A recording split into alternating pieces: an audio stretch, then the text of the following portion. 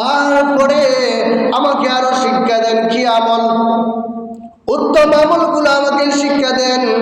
তারপরে দয়াল নবীজি বললেন, এক নম্বর হলো নামাজ, দুই নম্বর হলো তোমার মাতা পিতার প্রতি সৎ ব্যবহার।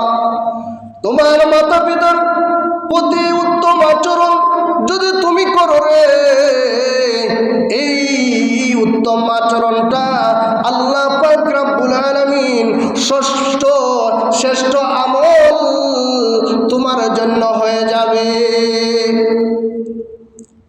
তারপরে সাহাবী বললেন, ইয়া রাসূলুল্লাহ, ইয়া হাবিবাল্লাহ, তারপরে উত্তম আমল কি?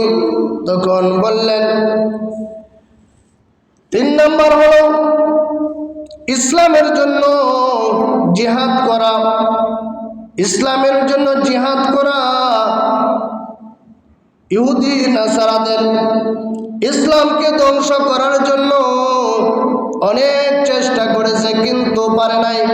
আল্লাহ পাক রব্বুল আলামিন ইসলামকে জিন্দা রেখেছেন। ইসলামকে আমাদের জন্য সুন্দরভাবে আল্লাহ এই দুনিয়ার মধ্যে প্রতিষ্ঠিত করেছেন। ও দুনিয়ার মানুষ, আমরা মা বাবার সাথে উত্তম আচরণ করব, উত্তম ব্যবহার করব, কারণ দয়াল নবী বলেছেন সর্বপ্রথম ইবাদত হলো, সর্বোত্তম আমল হলো নামাজ, তারপরে হলে মা বাবার সাথে সৎ ব্যবহার। অন্য হাদিস শরীফের মধ্যে এসেছে, বুখারী শরীফের